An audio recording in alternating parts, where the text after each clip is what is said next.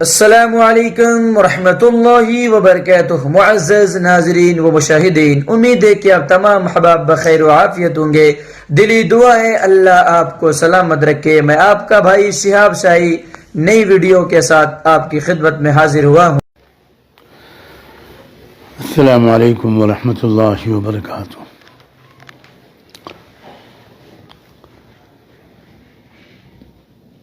کل گزشتہ 14 دسمبر سن 2025 کو میں دارالعلوم دیوبند وقف کے بلائے گئے اس اجلاس میں شریک تھا جو امام المحدثین علامہ انور شاہ کشمیری رحمۃ اللہ علیہ کی یاد میں منعقد کیا گیا تھا۔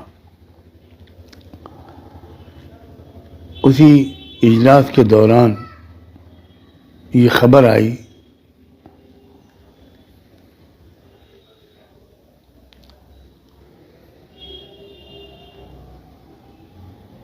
کہ اس دور کے عظیم روحانی رہبر حضرت مولانا حافظ پیر ذوالفقار نقشبندی واصل بحق ہو گئے۔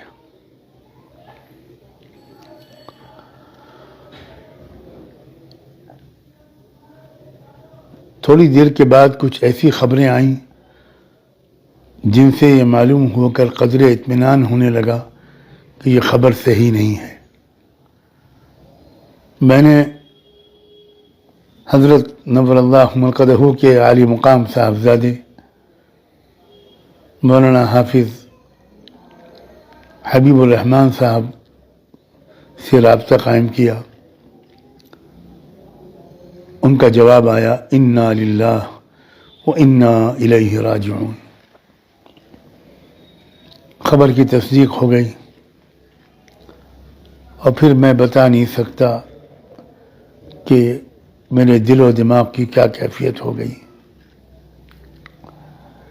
بمشکل میں بیٹھا رہا، حضرات اہل علم کی تقریروں کو سنتا رہا،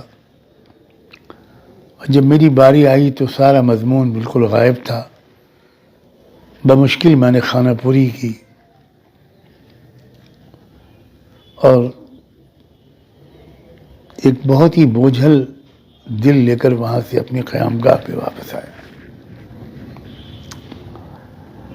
میرا ارادہ نہیں تھا، نہ ہمت تھی، نہ ابھی بھی ہمت ہے کہ میں کوئی پیغام ریکارڈ کروں، مگر اللہ جانے کیوں بے شمار لوگوں کی طرف سے یہ تقاضا آ رہا ہے کہ چند کلمات میں ضرور ریکارڈ کرا کر بھیجوں۔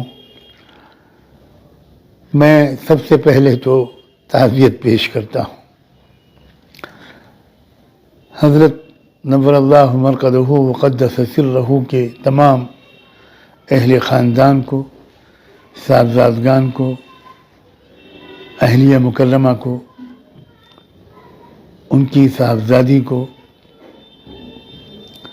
اور ان کے تمام متعلقین کو، ان کے داماد، ان کی بہوئیں، اور پھر پورے عالم میں پھیلے ہوئے بے شمار لاکھوں ان کے عشاق، ہزاروں ان کے خلفاء، ان کے سالکین، ان کے تلامذہ، ان کے محبین، جن کو ان سے بے پناہ محبت تھی اور جن کو حضرت کی طرف سے ایسی شفقتیں ملی ہیں کہ جن کا لفظوں میں بیان ناممکن ہے۔ اتنا بڑا خلا ہوا ہے، اتنا بڑا حادثہ ہے یہ کہ میرے پاس الفاظ ہی نہیں ہیں کہ میں اس حادثے کی سنگینی اور اس خلا کے بارے میں کچھ کہہ سکوں۔ سچی بات یہ ہے کہ وہ نمونے سلف تھے، سراپا شفقت و محبت،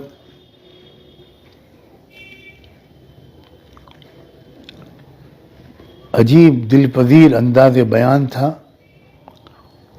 اور خاص طور پر کالجوں یونیورسٹیوں میں پڑھنے والے نوجوان بچوں اور بچیوں کے لیے تو وہ واللہ ایک مسیحا تھی۔